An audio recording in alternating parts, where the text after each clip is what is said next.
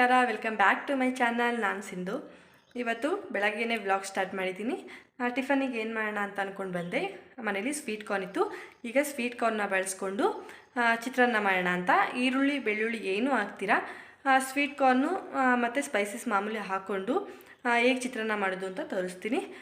ಈಗ ನವರಾತ್ರಿ ಅಲ್ವಾ, ಒಂದು ಸ್ವಲ್ಪ ಜನ ಉಪವಾಸ ಇರ್ತಾರೆ, ಒಂದು ಸ್ವಲ್ಪ ಜನ ಈರುಳ್ಳಿ ಬೆಳ್ಳುಳ್ಳಿ ಆ ಥರದ್ದೆಲ್ಲ ಸ್ಕಿಪ್ ಮಾಡಿಬಿಟ್ಟು ಊಟ ಮಾಡ್ತಾರೆ.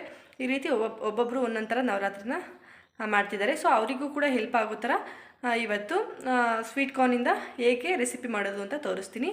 ಈ ರೆಸಿಪಿ ಮಾಡೋದಕ್ಕೆ ಏನೇನು ತೊಗೊಂಡಿದ್ದೀನಿ ಅಂತ ಮೊದಲು ತೋರಿಸ್ತೀನಿ. ಈಗ ನೋಡಿ, ಮೊದಲಿಗೆ ಇಲ್ಲೆಲ್ಲ ರೆಡಿ ಮಾಡ್ಕೊಂಡಿದ್ದೀನಿ. ಖಾರಕ್ಕೆ ಹಸಿಮೆಣಸಿನ್ಕಾಯಿ, ಇದು ಉದ್ದಿನಬೇಳೆ, ಹಾಗೆ ಕೊತ್ತಂಬರಿ ಸೊಪ್ಪು, ಕಡಲೆ ಬೀಜ, ತೆಂಗಿನಕಾಯಿ ತುರಿ, ಒಗ್ಗರಣೆಗೆ ಕರಿಬೇವಿನ ಸೊಪ್ಪು, ಹಾಗೆ ಜೀರಿಗೆ, ಸಾಸಿವೆ, ಒಂದು ನಿಂಬೆಹಣ್ಣು ಮತ್ತು ಸ್ವೀಟ್ ಕಾರ್ನ್. ಇಷ್ಟನ್ನ ಹಾಕ್ಕೊಂಡು ಹೇಗೆ ಚಿತ್ರಾನ್ನ ಮಾಡೋದು, ಹಾಗೆ ಬೇಗನೆ ಕೂಡ ಆಗುತ್ತೆ. ಇದು ತುಂಬಾ ಟೇಸ್ಟಿಯಾಗಿ ಹೇಗೆ ಮಾಡೋದು ಅಂತ ಅಂದ್ಬಿಟ್ಟು ತೋರಿಸ್ತೀನಿ. ಮೊದಲಿಗೆ ಇಲ್ಲಿ ಸ್ಟವ್ ಹಚ್ಕೊಂಡು ಒಂದು ಬಾಣಲಿ ಇಟ್ಕೊತೀನಿ. ಈಗ ಆ ಬಾಣಲಿಗೆ ಎಣ್ಣೆ ಹಾಕ್ಕೊತಾ ಇದ್ದೀನಿ. ಅಂದರೆ ಇದು ಮಾಮೂಲಿ ಚಿತ್ರಾನ್ನಕ್ಕಿಂತ 1 ಸ್ಪೂನ್ ಎಣ್ಣೆ ಸ್ವಲ್ಪ ಜಾಸ್ತಿ ಬೇಕು. ಎಣ್ಣೆ ಹಾಕ್ಕೊಂಡು ಎಣ್ಣೆ ಕಾಯ್ದ ಮೇಲೆ, ಈಗ ಎಣ್ಣೆ ಕಾಯ್ದ ಮೇಲೆ ಮೊದಲು ಕಡಲೆ ಬೀಜ ಹಾಕ್ಕೊಂಡು ಕಡಲೆ ಬೀಜನ ಫ್ರೈ ಮಾಡಿಕೊಂಡು ಎತ್ತಿಟ್ಕೊಂಡ್ಬಿಡ್ತೀನಿ. ಕಡಲೆ ಬೀಜ ಜೊತೆ ಹಾಕೊಂಡ್ರೆ ಕಡಲೆ ಬೀಜ ಸ್ವಲ್ಪ ಮೆತ್ತಗಾಗಿಬಿಡುತ್ತೆ. ಸೊ ಅದಕ್ಕೋಸ್ಕರ ಮೊದಲು ಕಡಲೆ ಬೀಜನ ಫ್ರೈ ಮಾಡಿಕೊಂಡು ಒಂದು ಬಟ್ಲಿಗೆ ಎತ್ತಿಟ್ಕೊತೀನಿ.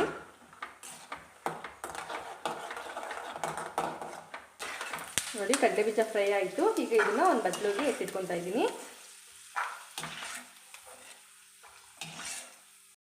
ಈಗ ಇಲ್ಲಿ ಉದ್ದಿನಬೇಳೆ ಸೇರಿಸ್ಕೊತಾ ಇದ್ದೀನಿ. ಉದ್ದಿನಬೇಳೆನ ಚೆನ್ನಾಗಿ ಫ್ರೈ ಮಾಡ್ಕೊಬೇಕು.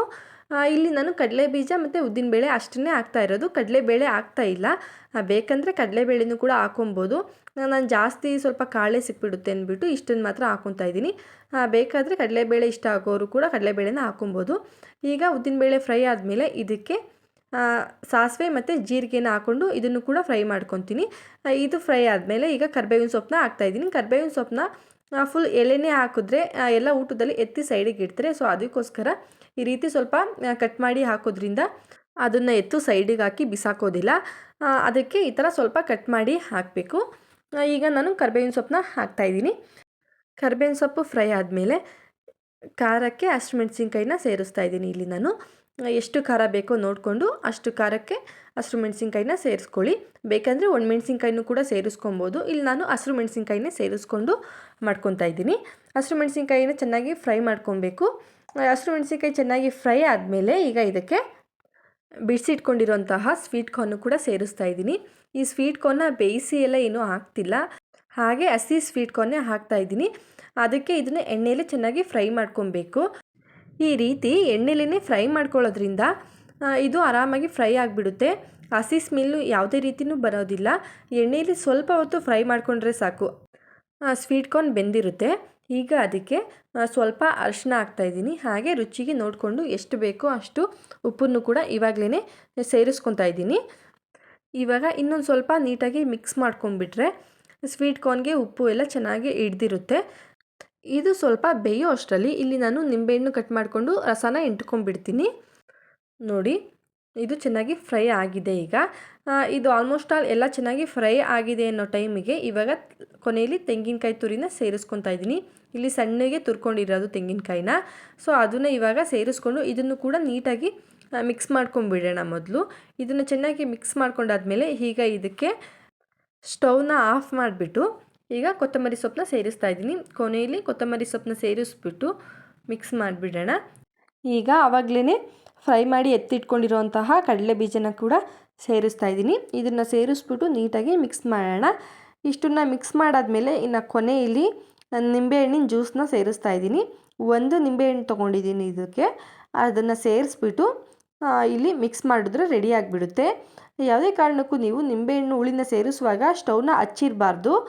ಸ್ಟವ್ನೆಲ್ಲ ಕೆಡಿಸಿದ ಮೇಲೆ ನಿಂಬೆಹಣ್ಣು ಹುಳಿನ ಸೇರಿಸ್ಕೊಬೋದು. ಇಲ್ಲಾಂದರೆ ಅನ್ನಕ್ಕೆ ಗೊಜ್ಜು ಹಾಕಿ ಮಿಕ್ಸ್ ಮಾಡ್ತೀವಲ್ವ, ಆವಾಗಲೂ ಕೂಡ ನಿಂಬೆಹಣ್ಣು ಹುಳಿನ ಸೇರಿಸ್ಕೊಬೋದು. ಈಗ ಈ ರೀತಿ ಚೆನ್ನಾಗಿ ಮಿಕ್ಸ್ ಮಾಡ್ತಾಯಿದ್ದೀನಿ ನಾನು. ಈ ರೀತಿ ಮಿಕ್ಸ್ ಮಾಡಿಬಿಟ್ಟು ಅದೇ ಪಾತ್ರೆಯಲ್ಲಿ ಅನ್ನನ ಮಿಕ್ಸ್ ಮಾಡ್ಕೊತೀನಿ ನಾನು. ಅದಕ್ಕೆ ಇಲ್ಲಿ ಸ್ವಲ್ಪ ಜಾಸ್ತಿ ಮಾಡಿದ್ದೀನಲ್ವ ಗೊಜ್ಜನ್ನ, ಸೊ ಅದಕ್ಕೆ ಒಂದು ಬಟ್ಲಿಗೆ ಗೊಜ್ಜನ್ನ ಎತ್ತಿಟ್ಕೊತಾ ಇದ್ದೀನಿ.